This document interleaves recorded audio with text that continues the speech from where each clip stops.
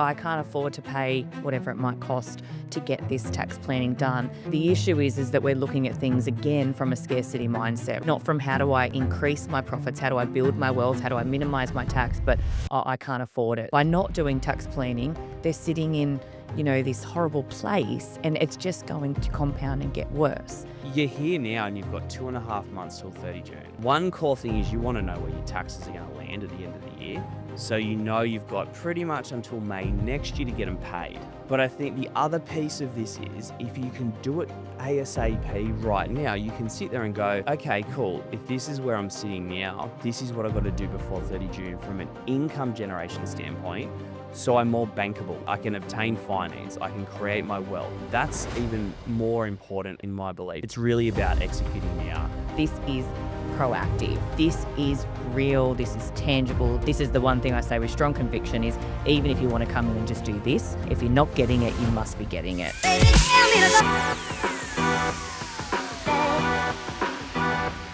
All right, LB, we're talking about tax planning today. No, tax strategy. Okay, we're talking about tax We've strategy changed today. it. Yes. Tax planning wasn't fruitful enough. No, I didn't like it. So we really want to make sure that we convey what this is all about, because I think the issue that we're seeing is that some clients are underestimating the value of tax strategy, which is all encapsulating of profits and wealth building and the right structuring and timing, which we're going to talk through today. And then a lot of clients are saying that they're getting it already. When we look at what they've gotten, it's not necessarily what we would provide, or it's not at all what we would provide. It's about minimising tax only, which is kind of a secondary benefit to tax strategy. So we're going to just go through, I guess, exactly what we want people to be thinking about when we talk about tax planning, tax strategy, to ensure that they really, really understand it and aren't missing opportunities, because that's what we're all about, right? I think there's a couple of parts to it as well that we were speaking about when we were trying to actually name and label something that wasn't just tax planning, because what we do is a lot more than tax planning. And I think there's a couple of layers to it. So there's tax planning, which really should happen with a lot of business owners so they don't get hit by unnecessary At the right tax time. bills. Yep. And at the right time, which we'll talk about today. But then I think there's another layer. So a lot don't do tax planning. Then there's some that do tax planning, which is fantastic. But then there's another level above that, which is something that's really tax planning whilst being very, very hyper mindful around like wealth and wealth creation. And so having like an integrated or a strategic tax plan that considers how am I being tax effective? How am I getting visibility over my tax affairs well before they're due, while simultaneously actually creating more wealth? Yep, exactly. And then we're going to talk about where it also stops. So I use this symbol, and I'm not sure why, but that's what sort of comes into my mind when some do tax planning. It stops at the tax plan. Okay, this is where we're likely to end up by end of financial year. This is what you're likely to pay in taxes and do X, Y, Z.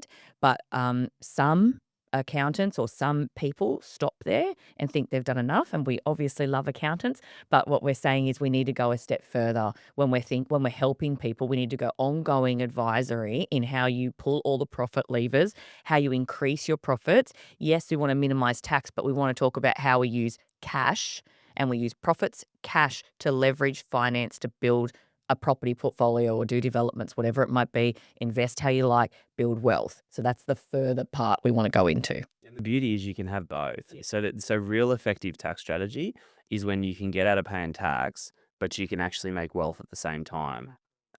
So we'll cover a lot of that today, but some prime examples are property, which is back to your model again. If you don't hinder your business, so you do reflect good profits and you do get good leverage and you do get good property, you can actually do that while playing a very, very good tax effective game the whole way throughout as well. Absolutely.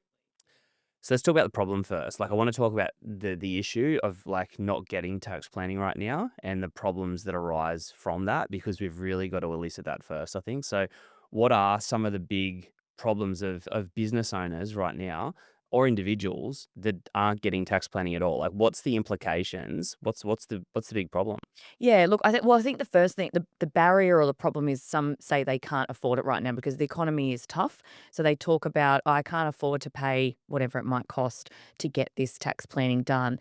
The issue is that we're looking at things again from a scarcity mindset, right? And we're looking at things not from how do I increase my profits, how do I build my wealth, how do I minimize my tax, but I can't afford it. So then what they do is they sit back and they miss all those opportunities and strategies, the idealistic stuff that they really need to improve where they're at. So by not doing tax planning, they're sitting in, this horrible place, and it's just going to compound and get worse. So what we really need to do is take a step back in business when we're feeling that way and go, okay, I need to get help. I need a mentor or a coach or a guidance.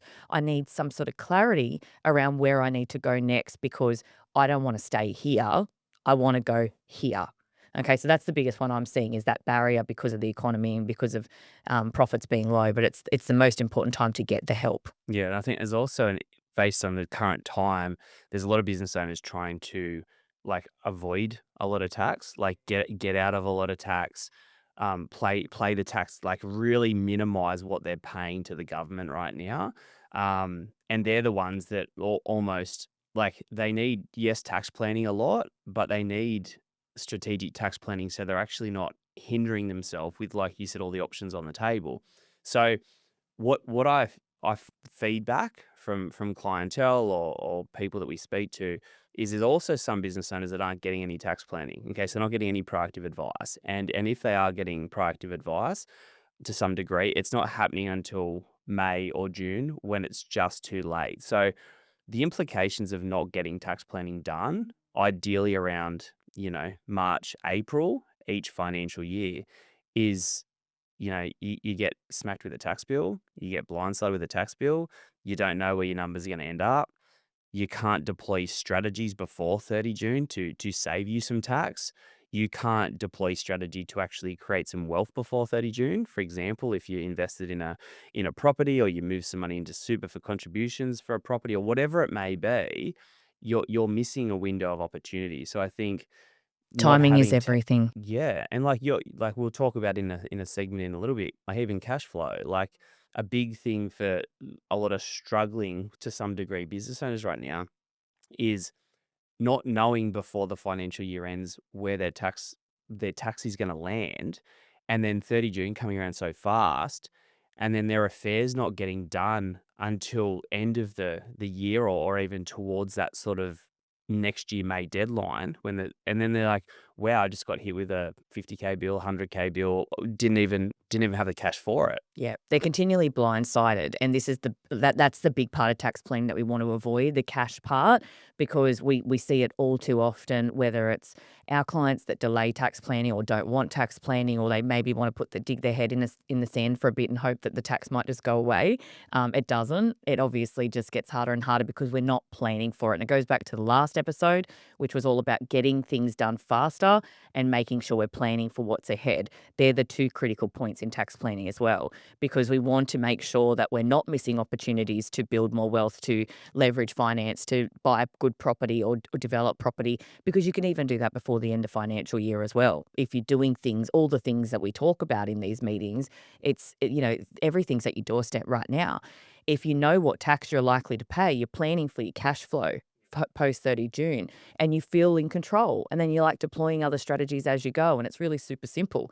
It's when you try to avoid everything and you delay everything and you procrastinate that it will compound, it will come to a head, and it will be really ugly. And to circle back again, and I'm just going to keep reiterating a point throughout as well because I think it's good to just keep hammering on the same message.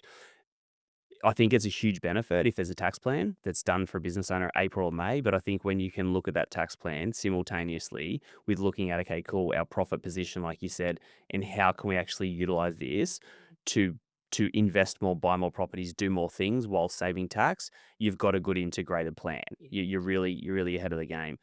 Talk to me about some of the benefits of doing tax planning and tax strategy this time of year, around April. So you've got 3 months left in the financial year. You've got a chance to be on the front foot. You've obviously got, taxes are due sort of 12 months after the end of the year. So you've got a lot of good grace period to actually sort out. What are some of the big benefits of having a tax strategy that's deployed by advisor accountant this time of the Yep. year? Yep. Great question.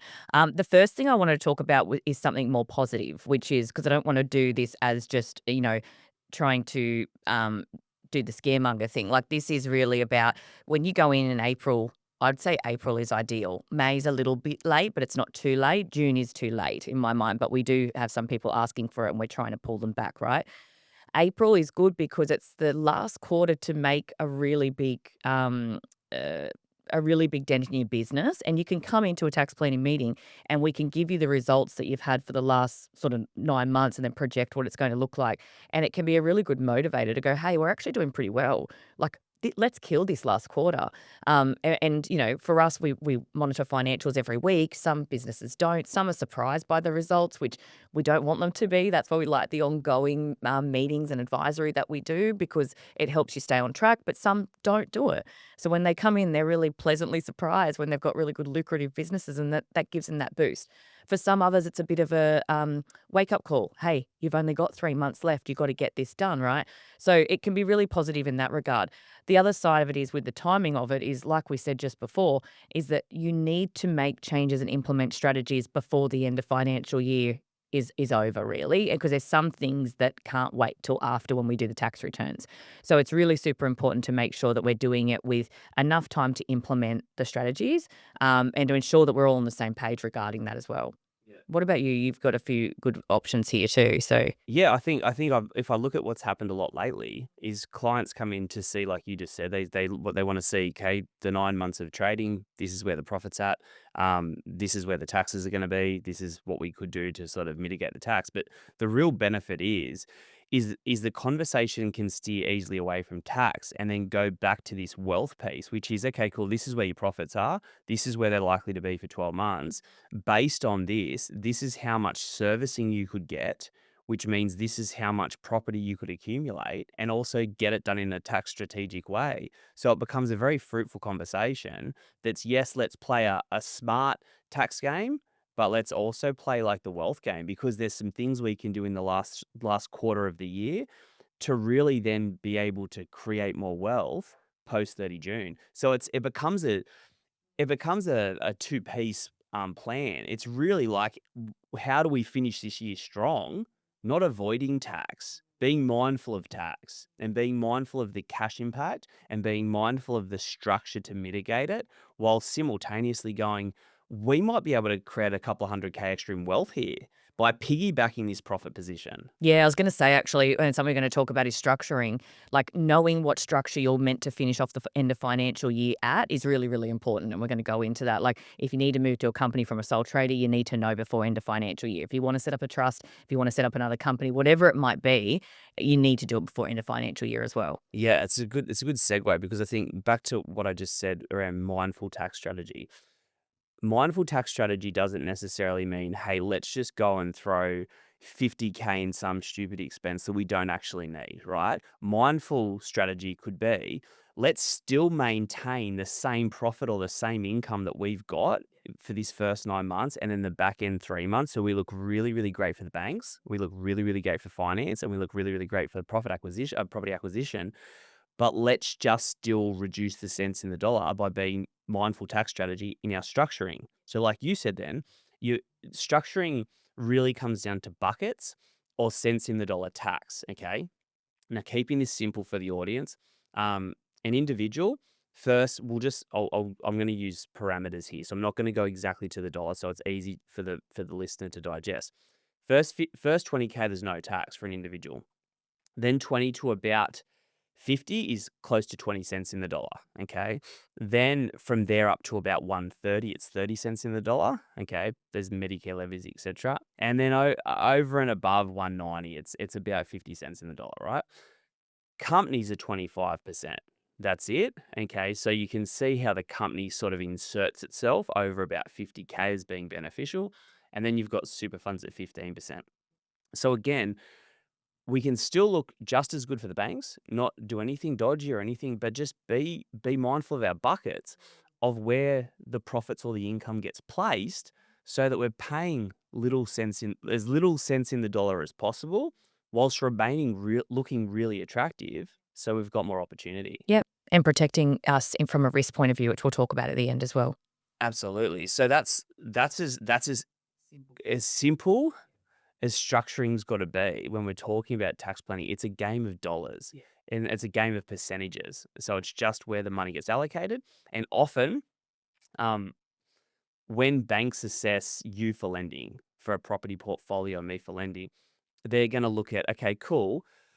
if there was a $100,000, right? And that $100,000 was, let's say 200,000. $200,000 was 100K yours as an income and 100K in the company. They're going to still assess the 200K. So we haven't done anything dodgy, and we haven't lost opportunity to get money, get debt, finance, and to build property. But what we have done is we've reduced your tax rate by leaving certain amounts of profit in the company. So it's as simple as that. It's just being mindful of your buckets and where you're distributing money to get the greatest tax outcome. Yeah, and we can also do things in there, there are clients with debt, and there are clients with, ATO debt, and there are, some pains around some of those and cash flow and things like that. We can do things in that regard too. Like, we're very, very strategic around how we consolidate, how we, utilize lending, how we move money around, how we cash flow forecast, how we do all those bits and pieces to make their cash flow freer to be able to leverage more as well. So there's a whole range of strategies, but it is very simple, the structuring level, I would say. But then there's a whole range of other levers and things that we can pull, right? Yeah, there are, and like most of them, okay? Most of the strategies that you can deploy, you wouldn't deploy unless they were adding value to your business. Like that's just the truth. Like I would almost say don't do it, like do the structuring stuff, but if you're going to move into strategies, I would go unless those strategies are fit for purpose and they're helping to create you wealth, I wouldn't do them. I get the questions all the time around, "Oh, why don't I just can I just go buy a car? Or can I go buy another car? Or can I do this?" And I'm like, yeah, it's gonna save you 25 cents in the dollar, but it's gonna cost you 75 cents in the dollar because that asset's gonna go down and that money could have been in something that was gonna go up. So there's a plethora of strategies, but they've got to be fit for purpose. And often just like cars, if it's machinery or plant equipment or anything like that, you can invest in that for a tax advantage, but the thing's gotta make you money or it's dead weight. And that's one of the biggest problems we see, I think, where people get really incorrect advice, where maybe accountants or people in general are looking at tax minimization or tax saving strategies only, and they go out and they purchase something that is going to depreciate in value, that is not going to make them more money. And unfortunately, they set up a structure just for the sake of having a trust or having another company or whatever it might be, and it ends up just being administrative burden, whereas it doesn't have the purpose. So I think they're two really key areas we want to talk about. So let's get I in. might just Sorry. interrupt if I can, just to revert back to structuring because that's what we started off on. You're exactly right. Like it's a mindful strategy again. Okay, if you go back and you just set up, like you said, a company or a family trust or a super fund or whatever to play the percentages buckets, right? But you don't have the profit there to play the buckets. You don't need the structure. So again, I just wanted to reiterate that point. There is absolutely you got to be mindful of the purpose behind all the strategies, or don't do the strategies. Just focus on making more profit. Correct. There are people and companies out there flogging structures, different structures, entity setups for the sake of it. And so we need to really make that clear that we don't want that. What we want is that mindful structuring or mindful strategy. Um, let's talk about structuring because I think it's really important for people to understand. And some examples would be good here too around the different structures that you can utilize. We've talked a bit about it already, but you've got companies, you've got trust, you've got SMSF. Obviously, there's a whole range of things you can do and different ways you can utilize them. Just give a really basic overview of the purpose of each and when they come into your structuring advice that you're giving or your tax strategy advice. Yeah. So just again, you got to keep it all really simple to elicit its purpose. Just like when we talked about the percentages of the structure before. Um, Companies are good because they've got that lower tax rate at 25%. Um, and they're very good because there's they're protected. Risk protection is really, really good. Limited liability in a company, which is why it's a PTY limited, proprietary limited. But it's yeah, the cents in the dollar is the big thing. Ultimately, it's good, and you've got types of companies. You've got a company that's a trading company, or you've got a company that's a bucket company. Okay, and a bucket company could be if you've got a trust structure, which I'll talk to about in a second, and you've got a trust that distributes profits out. If it's distributing to individuals at really high tax rates, that bucket company you can park money in, so it's only 30 cents in the dollar. So companies are good because they're their own protected identity. It protects risk. It protects the personal wealth of an individual, and it's got a really good tax rate. That's probably it in its simplest essence. And because the company has shareholders, you've got a lot of flexibility with shares, etc. A trust or a family trust or a discretionary trust is a trust where it's very flexible in how you allocate money or how you allocate profits each year. So a trust, unlike a company, doesn't have a tax rate. It distributes profits every year. It also has this protection mechanism like a company because it's away from the individual. But the benefit of a trust is it's got discretionary flexibility. You can push profits where you want.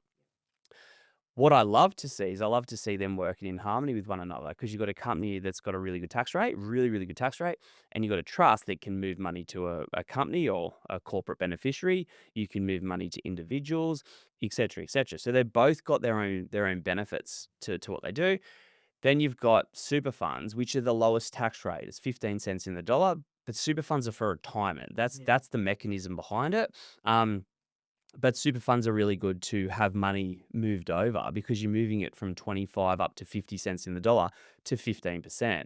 But again, you wouldn't just do that for the sake of And it. we hear that far too often. Just move everything into super. Yeah, no, definitely not. Because if you're in an accumulation phase of your life where you're trying to build wealth, build a profitable business, build property, etc., and you're moving all your money over to super because that's the only tax strategy you've been told, you're going to have a lot of money in super, which is fantastic, but you're not going to have created much wealth personally. You're not touching that to your 60. So, yes, it's good, but it's also You gotta play all the structures and strategies, you've got to have simultaneously. purpose. You've got to Exactly. have purpose Yep. to it. Yep. So, Yep. Excellent. And then you didn't touch on the unit trust, but it's very similar to a discretionary trust. Sorry, I'm having trouble speaking today. But it's similar but different. It's a little bit like shareholding, right? yeah, it's very similar to a company, except you don't pay tax in the unit trust either. The unit trust distributes the profit like a family trust or a discretionary trust every single year, but it just goes down to its unit holders, like shareholders, in a fixed way. So you have a fixed way to do it, whereas a discretionary or a family trust, you can flexibly do it how you like. So give me an example of one of the best kind of tax strategy, profit improving, wealth building structures based on, the clients that you've helped over the years. Give a real life example of one that you've seen it work really well with just over the years, like from when you first sort of met them through to now. Yep. Okay. So I'll just do the one that comes first to mind. One of my first clients, been with for a very long time. I won't name names for confidentiality reasons. Um, but like lovely couple, and they've kind of hit all the parameters.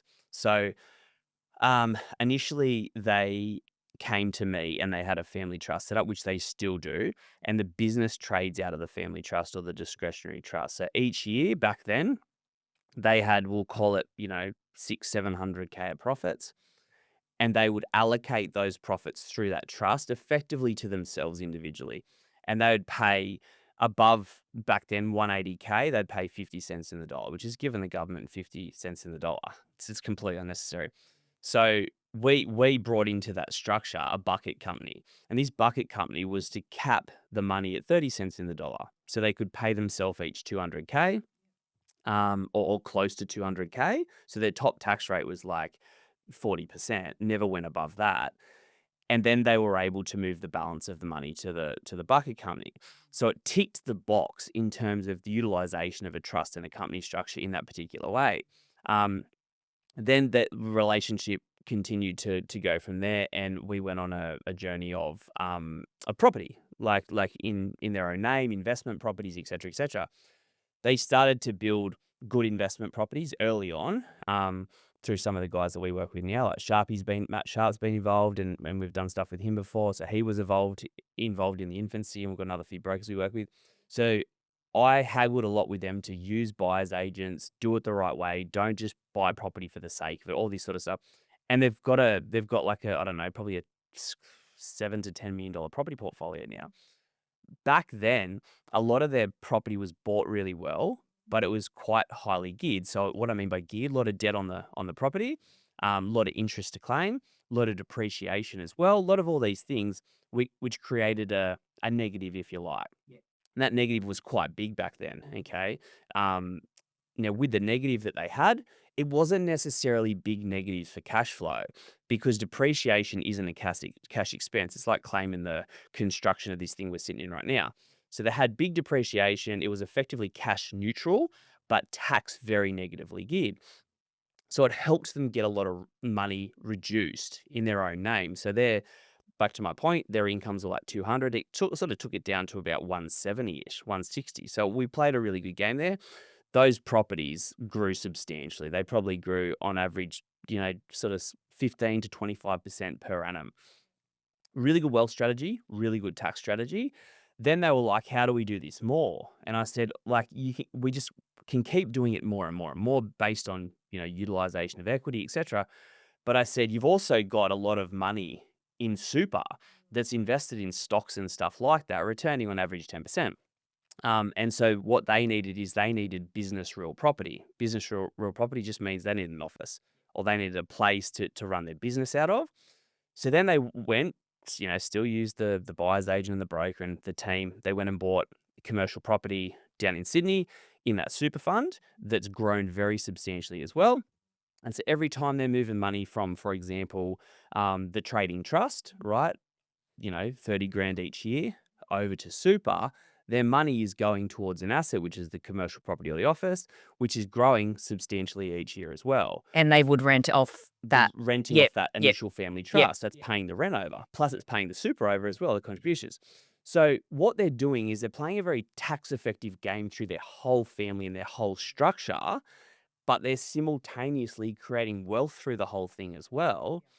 And they've also the whole way through maintained always increasing their profits so that they can always have a good multiplier on their profit. So a business is valued at like, what's your profit times a multiple or somewhere between sort of 3 and 7, we'll call it. So their business can keep being valued more and more and more so that when you then sell that, a lot of that can be tax-free if done right. So And their lending would be it so easy now. allows them to keep doing the property thing to the point now that the business down in Sydney, they're looking to acquire the next site next to it and then get a DA to raise the whole thing. What a perfect little picture that is. That's amazing. And how many years did that take? That's taken them probably 7-ish years, right? But But progressively just getting better and better and in a better yeah, position over time. and honestly, like if I did reveal numbers, they've got so much untapped potential that they're not even utilizing. They're conscious of it, they know that, but so much equity in those assets and even equity in the business that they could go and double. But they're also playing like a slow, believe it or not, a slower game, like with how they're doing it. So again, they were just, if I go back to the start, they were giving away so much sense in the dollar. Yeah. Yeah, love that story. That's really good. I know who you're talking about. They're lovely people too, so they deserve it, which is great. We've gone into strategies. So we were talking about structure, but let's go into the strategies. And you've given a really beautiful example of all the various levers and strategies you can deploy within tax planning. And that's ongoing advisory too, I will say, that they invested in the advice and they took that on and they come to you and they say, I need more help or I need more advice. So they're really proactive in how they do things as well. And you're proactive with them. Other strategies that we deploy in tax planning or tax strategy meetings or when we go into these advisory meetings, what else haven't we covered yet when you were talking about that, the structuring part there? There's purchasing of new assets, so which we sort of talked about, and that's kind of very capped now. It was back in COVID days. It was you could claim the whole asset in the first year, whereas that's down to it's a very small amount. I think it's like 20ish K like right now. Um, so there's not a lot there, but again, if it's under that value, and you need it for the business, you can go and claim it in the first year, but you don't have to pay the cash. Like you could just fund that asset. So if you went and bought an asset, you can fund it. And even if it was above that amount, and it was say $100,000, but it was going to make your business perform so much better. Again, you'll still get a decent claim in the years that follow depreciation, but you're only repaying on loan over a 5-year term. So it's a way to sort of almost like front fill profit whilst being tax effective and grow your business. There's money into super. That's I think it's 30K a piece right now. So there's money into super. prepaying expenses to if you've got good cash flow and you got in a good position, you plan for your taxes that you need to pay after in the financial year, you prepay some of your expenses now to reduce. That's another option. Cash flow projections, like looking at planning out exactly how you're going to deploy cash, whether it be investment, whether it be looking at how you maybe do better scheduling and how you, well, super's about to change in terms of how you pay superannuation. It'll be in your payroll anyway. But planning for that is another thing we need to talk about. And we do talk about in tax strategy is like, how are you going to cash flow this? How are you going to manage it? Um, BAS repayments, you need to project those and look at how you're gonna do those.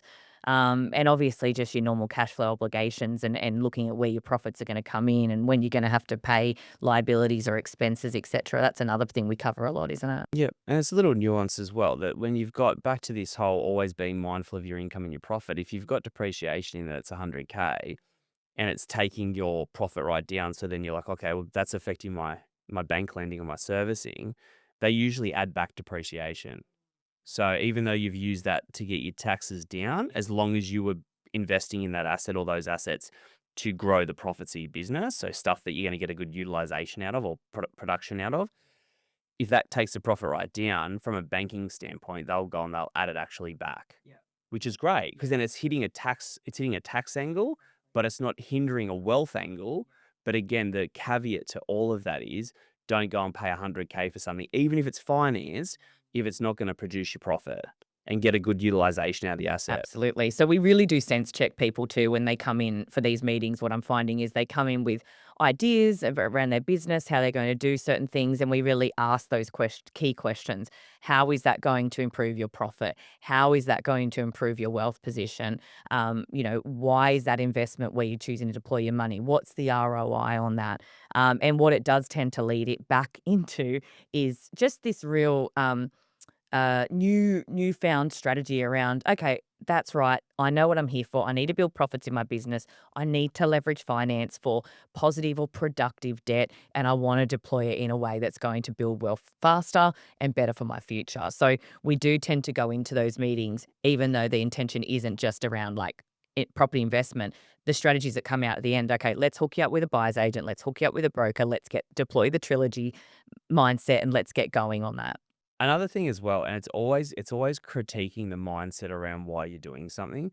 But I had a recent example where I've worked with her a lot in her business over the last 5-ish years to invest in her business because she's very, very profitable. But I said, you've got to invest in your business from a tax, because she always asks me, how do I get out of tax?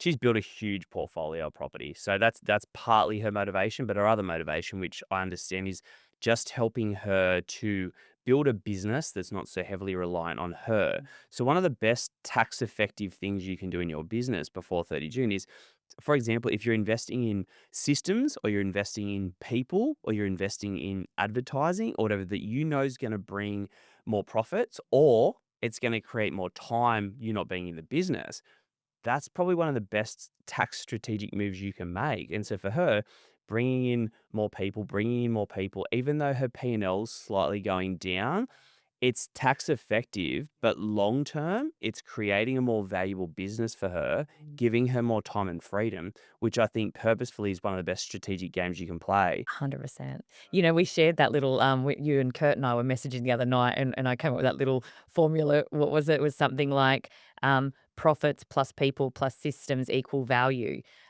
Because we were laughing about how well, not laughing. We were seeing reels and bits and pieces around how businesses are being valued based on those key attributes or being purchased based on those key attributes versus, a business that's kind of premised around the founder being there or being the only person that can do anything in the business. And then it obviously sucks that founder's energy and makes everything more difficult. So we want to focus on those three aspects in our tax strategy planning or our advisory as well, right? 100%. Because And that story articulates that really well. So talking about timing, we've talked a bit about timing at the beginning and the need to be really proactive in what we do. I don't think we need to talk too much more about it, other than me going back to the last episode that we filmed and saying, really go back to the principles in that. It talks about high performance. It talks about what you need to do to be ahead of the game. We've talked about the benefits and all the things we need to implement to ensure that we're ahead of that end of financial year and we're able to implement our strategies quickly. Setting up new entities, it does take a little bit of time. We do it super fast, but there's other aspects that need to be deployed before they're fully set up, ready to go. There's different levers you need to pull in your business. You might need to purchase things. It depends on what the strategies are, but timing is critical, right? And we want to push for April, latest May. Absolutely, because like I've probably a little bit with you jumped the gun even a bit too much this year, where we wanted to really Oh, we sort of were earlier, we yeah, wanted to yeah. start the process in March, and we hadn't done the March quarter, so it's almost unconventional to go start before, and Bass is even done, so you didn't even have 9 months. But the premise behind it was if we started really early, the client's got so much more visibility to really plan out the back end of the year. It's quite motivational because it's not just the tax game, but it's also the profit game. So I think we're sitting here now. I don't even know the day, but I think it's April 13 or around It's a there. bit later Probably than that. probably later than that. Anyway, you're here now and you've got 2.5 months till 30 June. Now, one core thing is you want to know where your taxes are going to land at the end of the year. So you know you've got pretty much until May next year to get them paid. So it gives you a lot of planning to remove anxiety and stress and overwhelm and to just know where your ducks are, right?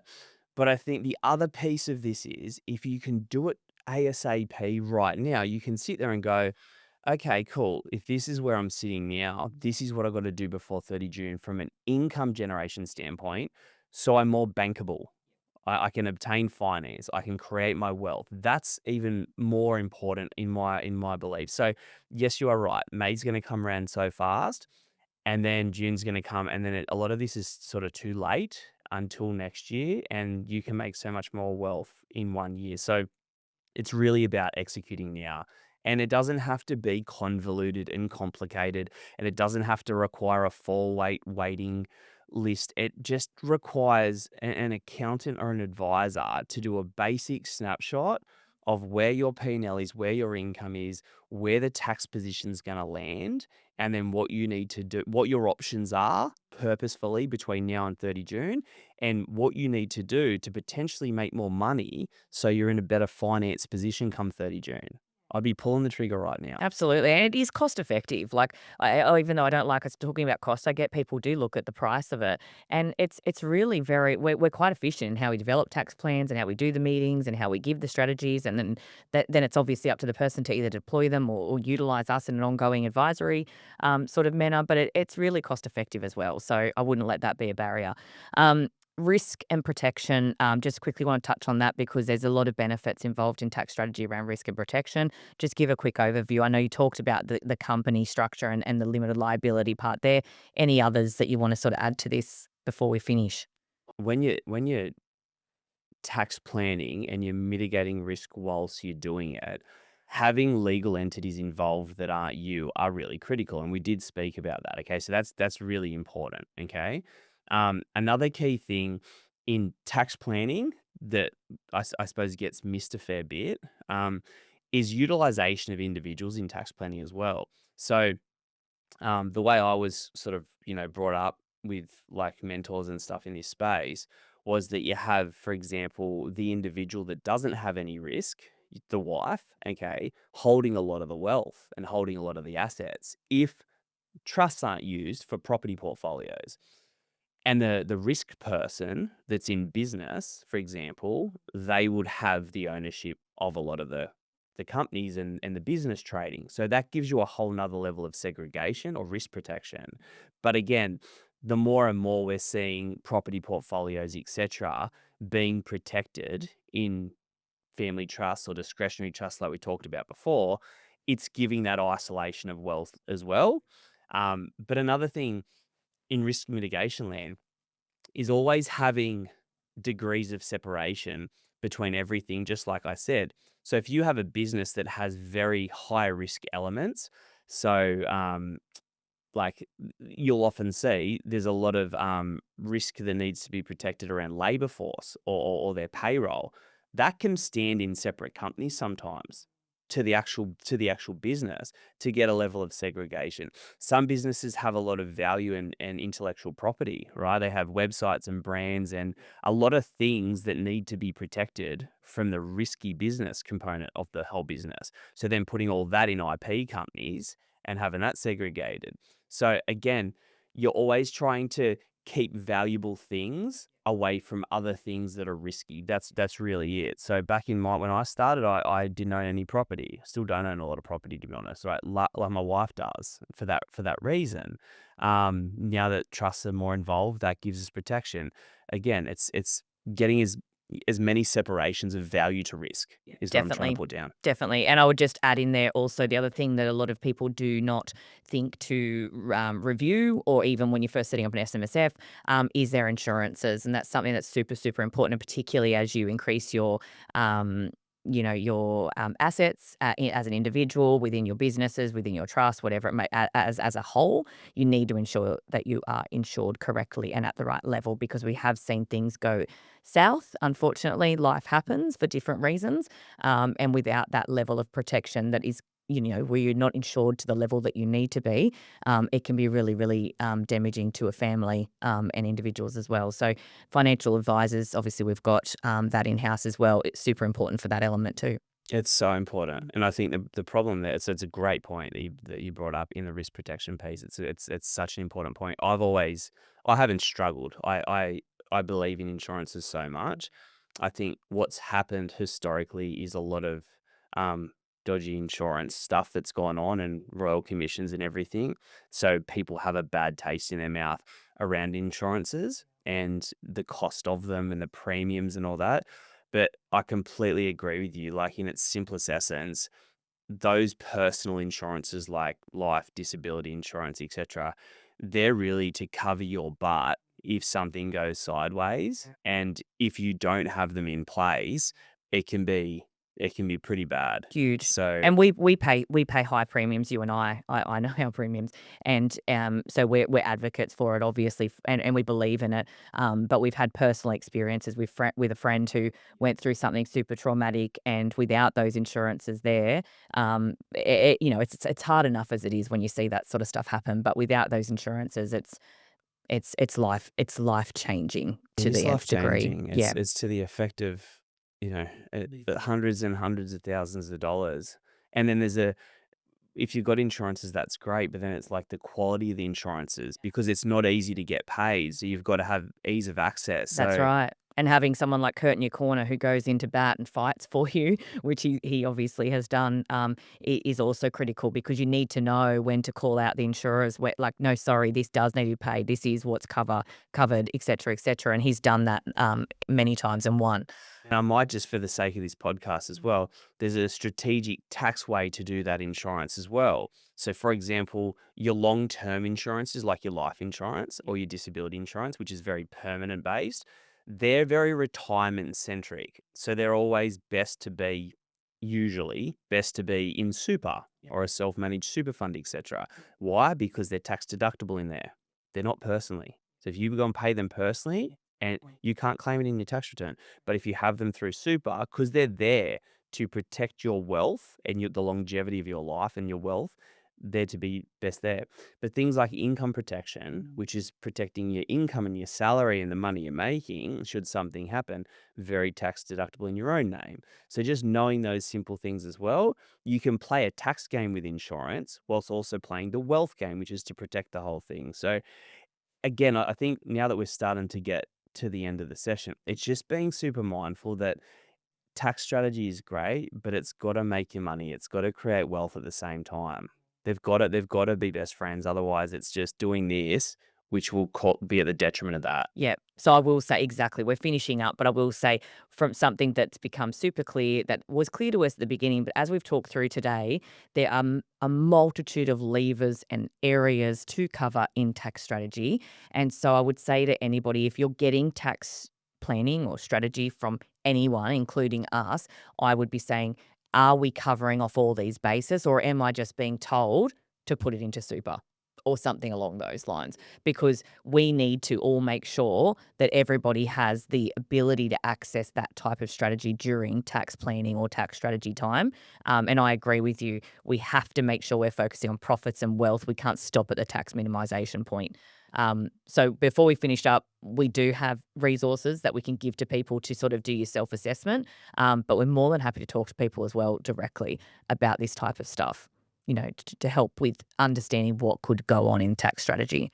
Just to finish off on your point, because but just being really, really mindful right now of the tax strategy and the purpose behind it. But even if there was no tax strategy, there was no nothing that you could do right now, I still think you'd need to speak to your person, your advisor, your accountant, to just know where your numbers were at, because of the impact it's going to have at 30 June on all your goals, all your financial goals, and what you want to achieve. So even if you didn't get one purposeful tax strategy out of it, but just got financial direction on where numbers needed to sit to open up opportunity, I think that would be you would still get immense value out of it. But then with what you all said, you've got a very beautiful, good tax planning strategy checklist that you've created that really elicits what you should be getting and what you should be deriving from this activity right now.